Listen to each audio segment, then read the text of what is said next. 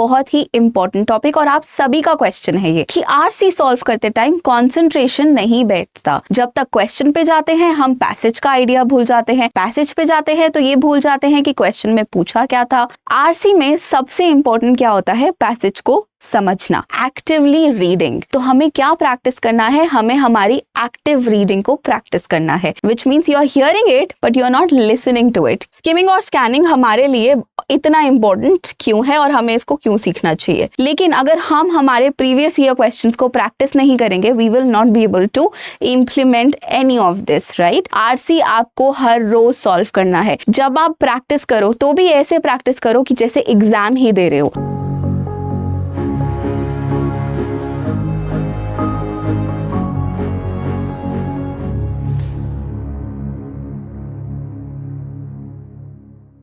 Hi everyone, welcome to study IQ। मेरा नाम है जैस्मीन और आज इस वीडियो में हम कवर करने जा रहे हैं एक बहुत ही इंपॉर्टेंट टॉपिक और आप सभी का क्वेश्चन है ये कि आरसी सॉल्व करते टाइम कंसंट्रेशन नहीं बैठता। कॉन्सेंट्रेट ना होने की वजह से हम आंसर्स नहीं ढूंढ पाते। जब तक क्वेश्चन पे जाते हैं हम पैसेज का आइडिया भूल जाते हैं, पैसेज पे जाते हैं तो ये भूल जाते हैं कि क्वेश्चन में पूछा क्या था। और इस पूरे प्रोसेस में हम क्या करते हैं? अपना टाइम वेस्ट। इसी प्रॉब्लम को ओवरकम करने के लिए आज का ये वीडियो है। Please make sure that you watch it till the end, क्योंकि ये आपके लिए बहुत ही इंपॉर्टेंट होने वाला है। क्लैट स्टैंड पॉइंट से ये इसलिए इंपॉर्टेंट है क्योंकि टाइम मैनेजमेंट हमारे लिए की होता है क्रैक करने के लिए क्लैट एग्जाम को। Before moving on, these are my social media handles. In case you have any query related to critical reasoning or English language, please feel free to reach out. ये है हमारे Telegram channel का QR code. अब ये आपके लिए क्यों जरूरी है? यहाँ पर हम शेयर करते हैं फ्री रिसोर्सेज जिनको आप यूज कर सकते हैं अपने प्रैक्टिस के लिए। और ये बहुत ही ज्यादा इंपॉर्टेंट है क्योंकि ये प्रीवियस ईयर क्वेश्चंस भी होते हैं ज्यादातर। सो जुड़िए हमसे टेलीग्राम पे। Before moving on, let me tell you something. RC में सबसे इंपॉर्टेंट क्या होता है? पैसेज को समझना। लेकिन हम वो पैसेज को समझ इसलिए नहीं पाते क्योंकि हमारा कंसंट्रेशन सेट नहीं होता। यूजुअली हम क्या होते हैं? डिस्ट्रैक्ट हो जाते हैं और पढ़ते टाइम हमें कभी कभी ऐसा लगता है कि हम रीड तो कर रहे हैं लेकिन हमारे दिमाग के अंदर वो नहीं जा रहा। ऐसा क्यों होता है? ऐसा इसलिए होता है कि हम पढ़ तो रहे होते हैं but we are not actively reading. तो हमें क्या प्रैक्टिस करना है? हमें हमारी एक्टिव रीडिंग को प्रैक्टिस करना है। एक्टिव रीडिंग का मतलब होता है कि जैसे जैसे आप कोई पैसेज को पढ़ रहे हो, कोई भी एक पीस ऑफ राइटिंग को पढ़ रहे हो, तो साथ साथ वो आपके दिमाग में नोट होना चाहिए। By note I don't mean memorise. Note मतलब आपको उसका मतलब समझ में आना चाहिए, डीकोड होना शुरू हो जाना चाहिए। लेकिन हमारे साथ क्या होता है? हम पूरा पैसेज पढ़ लेते हैं और पढ़ने के बाद हमें नहीं पता होता उसके बारे में एक भी चीज। क्यों? क्योंकि हमने उसको रीड तो किया होता है लेकिन एक्टिवली रीड नहीं किया करा होता है। ये सेम डिफरेंस है कि आप कोई चीज सुन तो रहे हो but you are not listening, which means you are hearing it but you are not listening to it, क्योंकि हम ध्यान नहीं दे रहे। और वो ध्यान क्यों भटकता है हमारा? बहुत सारे रीजंस होते हैं उसके। तो सबसे पहले हमें क्या करना है? हमें एक्टिव रीडिंग प्रैक्टिस करना है। एक्टिव रीडिंग क्यों इंपॉर्टेंट है? क्योंकि साथ साथ जैसे जैसे हम रीड करेंगे हमारे दिमाग में वो चीज हमें समझ में आने लगेगी, एटलीस्ट थोड़ी थोड़ी डिकोड होने लगेगी। विच मीन्स हमें क्या रहना है? प्रेजेंट रहना है मोमेंट में। हम क्या करते हैं? हम फिजिकली तो प्रेजेंट होते हैं बट मेंटली कहीं और होते हैं, जिसकी वजह से हमारा कंसंट्रेशन टूट जाता है। And that is what we don't want to do. We can not afford to do it. Rather CLAT के लिए टाइम ही कितना है हमारे पास, राइट? तो अब बैठकर अगर हम ये बोलेंगे कि ये हो नहीं रहा, तो that is not something that is acceptable, है ना? एक्सेप्टेबल बिल्कुल भी नहीं है ये। तो आप ये बिल्कुल नहीं बोल सकते कि नहीं हो रहा ma'am. Let me tell you, अगर आप बैठकर एक्टिव रीडिंग को प्रैक्टिस करना शुरू करोगे, उसके बहुत सारे तरीके होते हैं। जैसे सबसे ज्यादा इंपॉर्टेंट क्या है? सबसे ज्यादा काम क्या आता है हमारे? हम बोल बोलकर कोई पैसेज रीड करें। अब अगर ये सेंटेंस मैं आउट लाउड बोलकर पढ़ूंगी तो मुझे अच्छे से समझ में आ जाएगा, लेकिन अगर मैं मन में पढ़ूंगी बिना बोले तो हो सकता है मुझे इसमें टाइम लगे। तो आप भी क्या कर सकते हो? आप बोलकर ये सारी प्रैक्टिस को शुरू कर सकते हो। When you read it out loud so that you listen to it as well. आपका ध्यान नहीं टूटेगा, right? So active reading, we need to engage actively with the passage। जैसे जैसे हम पढ़ रहे हैं वैसे वैसे उसके आर्ग्यूमेंट को फॉलो करना पड़ेगा ताकि हमारा जो कंसंट्रेशन है वो ना टूटे। Second thing that is very important is that we need to preview the question. So suppose आपने पैसेज रीड कर लिया लेकिन आपको क्वेश्चन में क्या पूछा गया है वो पता नहीं है, तो आपको क्या करना है, क्वेश्चंस पे भी ध्यान देना है। I am not telling you to read the question first, that not always helps. क्या होता है कि हम क्वेश्चन तो पढ़ लेते हैं लेकिन क्योंकि हमें पता ही नहीं होता कि पैसेज में बात किस बारे में की गई है, तो हम ज़्यादातर उसका आंसर नहीं ढूंढ पाते हैं। इसीलिए मैं आपके साथ एक बहुत ही इंपॉर्टेंट चीज़ शेयर करूंगी। 2 वर्ड्स हैं, एक क्या है स्किमिंग, दूसरा है स्कैनिंग। अब स्किमिंग और स्कैनिंग क्या होता है, स्किमिंग और स्कैनिंग हमारे लिए इतना इम्पोर्टेंट क्यों है और हमें इसको क्यों सीखना चाहिए। स्किमिंग का मतलब होता है that you are reading the whole passage, लेकिन आप उसको क्या कर रहे हो, ऊपर से पढ़ रहे हो। ठीक है, तो जब हम क्वेश्चंस को प्रिव्यू करते हैं तो हमें क्या करना है, उसको स्किम करना है, ऊपर से पढ़ना है, उसके डीप एंड में नहीं जाना, सिर्फ देखना है कि वो हमसे पूछ क्या रहा है, दैट इज इट, बस इतना ही काम है आपका स्किमिंग में। उसके बाद स्कैनिंग का मतलब क्या होता है, स्कैनिंग का मतलब होता है सपोज आपने क्वेश्चन को समझ लिया, ठीक है, अब आपके पास टाइम है उस क्वेश्चन के आंसर को ढूंढने का, तो अब हम क्या करेंगे, अब हम पूरा पैसेज नहीं देखेंगे कि पूरे पैसेज का आइडिया क्या है, हम उसे एक पर्टिकुलर क्वेश्चन का आंसर ढूंढेंगे। तो हमें क्या करना है, पूरे पैसेज को स्कैन करना है, फटाफट से ढूंढना है कि वो आंसर कहाँ पर है, उससे रिलेटेड इंफॉर्मेशन कहाँ पर है, दैट्स इट, इतना ही करना है, स्किमिंग और स्कैनिंग। इससे क्या होगा, हमारा बहुत ज़्यादा टाइम वेस्ट होगा। Before you start reading the passage you can review the questions, लेकिन if you are somebody who likes to read the passage first तो आप वो भी कर सकते हो। मेरा आइडिया क्या है कि आप चाहे पैसेज पहले पढ़ो चाहे क्वेश्चन पहले पढ़ो, लेकिन जब क्वेश्चंस पढ़ो पैसेज पढ़ने के बाद तो आपको क्या करने हैं, क्वेश्चंस को स्किम करना है, और अगर पैसेज से पहले क्वेश्चन पढ़ो तो भी उनको क्या करना है, स्किम करना है। आपको टाइम वेस्ट नहीं करना, सिर्फ प्रीव्यू करना है क्वेश्चंस को, क्योंकि हम एनीवे जब आंसर ढूंढेंगे तो हम दोबारा जाएंगे उस क्वेश्चन पे, राइट। तो ऐसे हमारा बैक एंड फोर्थ में टाइम बहुत वेस्ट होगा, तो टाइम वेस्ट नहीं करना, वही तो हम सीख रहे हैं कि टाइम कैसे नहीं वेस्ट करना। सो स्किमिंग स्कैनिंग हमने समझ लिया। तीसरी चीज जो हमारे लिए बहुत इंपॉर्टेंट है, अब जब हम कोई भी एक पैसेज को रीड करते हैं तो हम क्या करते हैं, पैसेज को रीड करते टाइम हम उसके मेन आइडिया को अंडरलाइन नहीं करते।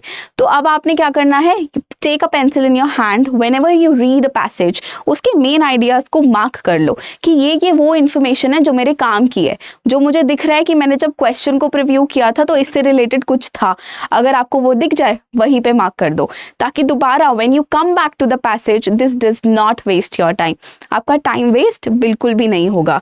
ठीक है, तो हमने क्या किया, हमने हाईलाइट कर दिया किसको, ऐसी इंफॉर्मेशन को जो हमारे लिए इंपॉर्टेंट होने वाली है। ये आर्ग्यूमेंट हो सकता है, आइडिया हो सकता है, क्वेश्चन से रिलेटेड कोई वर्ड हो सकता है जो आपने देखा हो, लेकिन हमारा मेन आइडिया क्या है, वी नीड टू सर्कल और अंडरलाइन, मार्क कर लो, हाईलाइट कर लो, ताकि when you go back it doesn't waste much of your time. अब हमने क्या करना है, पूरे पैसेज को ब्रेक आई मीन कि क्वेश्चन से रिलेटेड, अगर आपको दिख रहा है कि यहाँ पे फर्स्ट क्वेश्चन का आंसर था तो उसको मार्क कर दो कि यहाँ पर मुझे फर्स्ट का मिलेगा। कहीं पर आपको कुछ ऐसी इन्फॉर्मेशन मिली जहाँ पर आपको पता है कि ये थर्ड क्वेश्चन से रिलेटेड थी, उसको मार्क कर लो। ठीक है, और हमने क्या किया, इसको कर लेने से हमारा जो टाइम था वो बाय कर लिया, सेव कर लिया। Next thing that is very important is practising. अब आपने ये सारी चीज़ें सीख तो ली, हमने स्किमिंग स्कैनिंग सीख लिया, एक्टिव लिसनिंग एक्टिव रीडिंग सीख लिया, हमने सीख लिया कि ये सारी चीज़ें इंपॉर्टेंट क्यों है, लेकिन अगर हम हमारे प्रीवियस ईयर क्वेश्चंस को प्रैक्टिस नहीं करेंगे we will not be able to implement any of this, right. इसलिए अब आपने बैठना है और प्रैक्टिस करना है रेगुलरली। ऐसा नहीं कि एक दिन आरसी किया अगले दिन नहीं किया, आरसी आपको हर रोज सॉल्व करना है। Now you have almost like close to 90 days left for the exam, right. तो हमारे पास टाइम नहीं है ज़्यादा, इसलिए टाइम वेस्ट नहीं करना, हर रोज आरसी सॉल्व करना है। इसी से हम क्या करेंगे, हम बेहतर होंगे, day by day we'll get better. RC पढ़ते टाइम एक और बहुत इंपॉर्टेंट चीज़ होती है, जब जो हमारा कंसंट्रेशन तोड़ती है, सबसे इंपॉर्टेंट क्या होती है कि हमारा ध्यान नहीं भटकना चाहिए। और ध्यान क्यों भटकता है, क्योंकि हमारे आसपास डिस्ट्रैक्शंस होती हैं। अब वो चीज़ें हमें डिस्ट्रैक्ट करें, ये राइट हम ही उनको देते हैं कि वो चीज़ हमारा ध्यान भटकाए, लेकिन अगर आप ये राइट उनको नहीं दोगे तो आपका ध्यान नहीं भटकेगा। अगर फ़ोन आपका डिस्ट्रैक्शन है, फ़ोन को दूसरे कमरे में रख दो तो वो बज भी रहा होगा तो वो आपको डिस्ट्रैक्ट नहीं कर सकता। एग्जाम लिखते वक्त अगर आपके आसपास के एनवायरनमेंट से आपको डिस्ट्रैक्शन फील हो रही है तो आपने क्या करना है, ध्यान नहीं देना। वो चीज़ अगर आपने अचीव कर ली तो आप कभी भी कंसंट्रेशन के साथ स्ट्रगल नहीं करोगे। जब आप प्रैक्टिस करो तो भी ऐसे प्रैक्टिस करो कि जैसे एग्जाम ही दे रहे हो, क्योंकि हमारे पास क्या है, टाइम कम है। मैं फिर से बोल रही हूँ, टाइम कम है, इसलिए आपको फटाफट से सीरियस होना पड़ेगा। So you need to sit down, keep the things away, जो भी डिस्ट्रैक्शंस है उनको दूर कर दो और ऐसे ही बैठ के आरसी प्रैक्टिस करो जैसे आप एग्जाम दे रहे हो। ऑलराइट, डिस्ट्रैक्शंस अवॉइड करने के बाद सबसे इंपॉर्टेंट है हमारे लिए टाइम मैनेजमेंट। अब आरसी में हमारे लिए टाइम मैनेज करना इतना इंपॉर्टेंट क्यों है? यूजुअली क्या होता है कि हम जब पैसेज को पढ़ते हैं, फिर क्वेश्चंस के पास जाते हैं, फिर आइडिया समझते हैं, आंसर्स ढूंढते हैं, इस बैक एंड फोर्थ में हमारा टाइम बहुत जाता है और हम इस चीज़ को ध्यान में नहीं रख पाते कि यार टाइम तो निकल ही गया। Now I was able to solve 3 passages, however rest are left, तो बाकी तो रह गए, आगे के 3 तो मैंने अच्छे से कर लिए।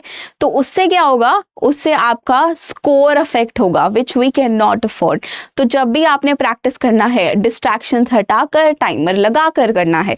टाइमर लगाने से क्या होगा, आपको अंदाजा लगेगा कि आप एक क्वेश्चन में कितना टाइम लगा रहे हो। स्टार्टिंग में ये चीज़ डिफिकल्ट हो सकती है, हो सकता है स्टार्टिंग में आप टाइमर ना फॉलो कर पाओ, दैट इज ओके। 1 हफ्ता नहीं होगा, 4 दिन नहीं होगा, 5 दिन नहीं होगा, नेक्स्ट वीक से करो, but start using a timer, otherwise you will waste a lot of your time. आप सारी स्ट्रैटेजी, सारी टिप्स ट्रिक्स तो सीख जाओगे पर टाइम मैनेज नहीं कर पाओगे। Another thing that is important is to do this daily. As I said, you need to develop a routine. ऐसा रूटीन बनाओ जिसमें आप आरसी रोज सॉल्व करो और इन सारी चीज़ों को ध्यान में रखते हुए करो। क्या है ये सारी चीज़ें? Active reading, avoiding distractions, using a timer and reading in general of course. तो अगर आपका ये रूटीन बन जाता है तो आप कम स्ट्रगल करोगे अपनी कंसंट्रेशन के साथ, क्योंकि मैंने क्या बताया, रीडिंग एक बहुत ही अनयूजुअल प्रैक्टिस है, हम करते ही नहीं है। कौन रीड करता है बैठ के newspaper? Usually we don't get the time, लेकिन अगर हम अपनी प्रायोरिटी सेट कर लें तो ये इतना मुश्किल नहीं है। तो रीडिंग हमारी हैबिट बन जाएगी और वही हमें बनानी है। आप चाहे एक पैराग्राफ पढ़ो, but you need to read daily. तो ये एक ऐसा डेवलप करना है, क्या हमें रूटीन में इस चीज़ को इनकलकेट करना है कि हमारे लिए इतना चैलेंजिंग ना हो। जब हम आरसी पढ़ते हैं तो हमने डिस्ट्रैक्शंस को तो अवॉइड कर लिया, लेकिन हम बहुत सारी चीज़ें एक टाइम पर करने लगते हैं। जैसे जब हम आरसी पढ़ रहे हैं तो हमारा ध्यान क्वेश्चंस की तरफ भी होता है, उसके ऑप्शंस की तरफ भी होता है और इस प्रोसेस में हमारे माइंड को बहुत सारी इन्फॉर्मेशन एक साथ मिल जाती है। तो आपने प्रायोरिटाइज कर कर उसको इन्फॉर्मेशन देनी है। ऐसा नहीं करना कि आप पैसेज भी पढ़ रहे हो और क्वेश्चन भी पढ़ रहे हो, फिर पैसेज पढ़ रहे हो फिर क्वेश्चन पढ़ रहे हो, 2 लाइन यहाँ से, एक क्वेश्चन यहाँ से, एक ऑप्शन यहाँ से, दूसरा पैराग्राफ यहाँ से, मिक्स कर दोगे तो it's going to be too much information for your brain. तो आप मल्टीटास्किंग इस सेंस में नहीं कर सकते और करना बहुत ही बैड हैबिट होने वाला है। क्यों? क्योंकि वो आपकी कॉन्सेंट्रेशन को बहुत आसानी से ब्रेक कर सकता है, राइट? और वो हम नहीं अफोर्ड कर सकते। वही तो हम सीख रहे हैं इस वीडियो में, क्या कि हमें डिस्ट्रैक्ट नहीं होना, हमारा कॉन्सेंट्रेशन ब्रेक नहीं होना चाहिए। So when you are practising reading comprehension, yes passage and question को हैंड इन हैंड, लेकिन आपने बैक एंड फोर्थ नहीं करना इतना ज़्यादा, ठीक है? That is something you should avoid. Next thing that is important is, जब हमारी कॉन्सेंट्रेशन ब्रेक होती है तो उसका हर बार रीज़न फिजिकल इन्वायरमेंट नहीं होता, कभी कभी हमारे अंदर का इन्वायरमेंट भी होता है। हो सकता है कि आप बहुत ज़्यादा वेल रेस्टेड ना हो सकता है आपने नींद पूरी ना करी हो सकता है that you are not hydrated enough, हो सकता है आप अंदर से हेल्दी फील ना कर रहे हो। अगर ऐसे कोई भी चैलेंजेस होते हैं जिनको हम बोलते हैं पर्सनल चैलेंजेस, तो भी वो हमारी कॉन्सेंट्रेशन को बहुत आसानी से ब्रेक कर सकते हैं। अब फिजिकल इन्वायरमेंट से कैसे डील करना है वो तो हमने डिस्कस कर लिया, लेकिन अगर आपके अंदर कोई चीज़ चल रही है जो आपके पर्सनल है, आपके दिमाग में हो सकता है कुछ ऐसा चल रहा हो जिसकी वजह से आप डिस्ट्रैक्टेड हो, तो उस चीज़ से कैसे डील करना है आपको? You need to make sure कि आप वेल रेस्टेड हो, आप वेल हाइड्रेटेड हो, आपने अच्छे से पानी पिया हो, खाना खाया हो, सोए हो, तभी आप रिफ्रेश्ड फील करोगे and only then can you concentrate on an exam. और ये सिर्फ आरसी पर एप्लीकेबल नहीं है, ये हर चीज़ पर एप्लीकेबल है, पूरे क्लैट एग्जाम पे एप्लीकेबल है। इसलिए मेरा कहने का मतलब है कि आपको अपनी हेल्थ का बहुत ध्यान रखना है, otherwise you will not be able to prepare well और आपकी प्रेपरेशन हैम्पर होएगी। अगर आप किसी भी चैलेंज को फेस कर रहे हैं, feel free to reach out to me. I will try my level best to get back to you as soon as possible. Thank you so much.